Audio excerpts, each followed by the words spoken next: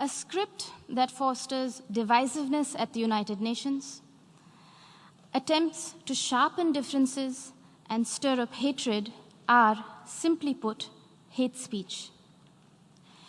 Rarely has the General Assembly witnessed such misuse, rather abuse, of an opportunity to reflect. Words matter in diplomacy. The invocation of phrases such as pogrom, bloodbath, racial superiority, pick up the gun, and fight to the end reflect a medieval mindset and not a 21st century vision. Prime Minister Imran Khan's threat of unleashing nuclear devastation qualifies as brinksmanship, not statesmanship.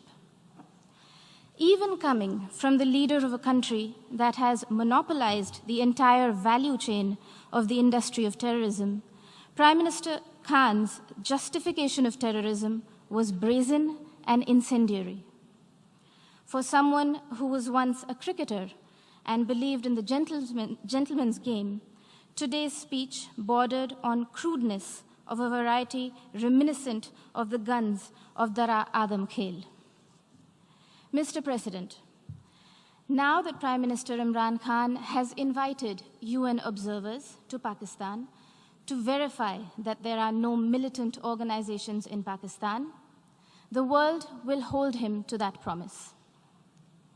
Here are a few questions that Pakistan can respond to as a precursor to the proposed verification. Can Pakistan confirm the fact that it is home to 130 UN-designated terrorists and 25 terrorist entities listed by the UN as of today?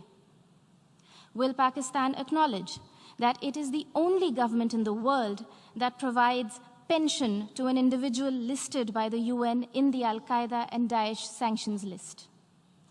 Can Pakistan explain why, here in New York, its premier bank, the Habib Bank, had to shut shop after it was fined millions of dollars over terror financing?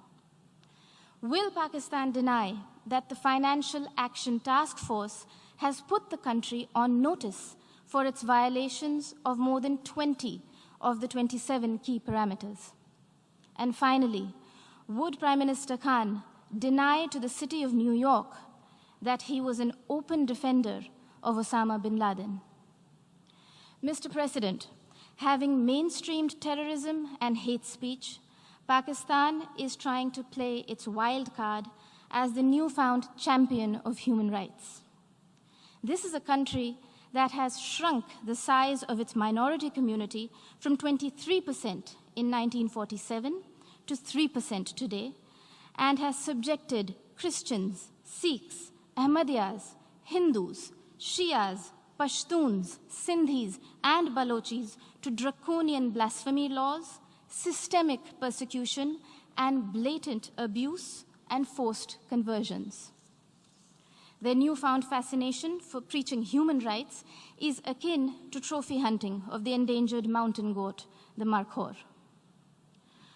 Pogroms, Prime Minister Imran Khan Niazi, are not a phenomenon of today's vibrant democracies. We would request you to refresh your rather sketchy understanding of history. Do not forget the gruesome genocide perpetrated by Pakistan against its own people in 1971 and the role played by Lieutenant General A.A.K. Niazi. A sordid fact that the Honorable Prime Minister of Bangladesh reminded this assembly about earlier this afternoon. Mr. President, Pakistan's virulent reaction to the removal of an outdated and temporary provision that was hindering development and integration of the Indian state of Jammu and Kashmir stems from the fact that those who thrive on conflict never welcome the ray of peace. While Pakistan has ventured to upstream terrorism and downstream hate speech there, India is going ahead with mainstreaming development in Jammu and Kashmir. The mainstreaming of Jammu and Kashmir, as well as Ladakh, in India's thriving and vibrant democracy with a millennia-old heritage of diversity, pluralism, and tolerance is well and truly underway. irreversibly so. The citizens of India do not need anyone else to speak on their behalf, least of all those who have built an industry of terrorism from the ideology of hate. I thank you, Mr. President.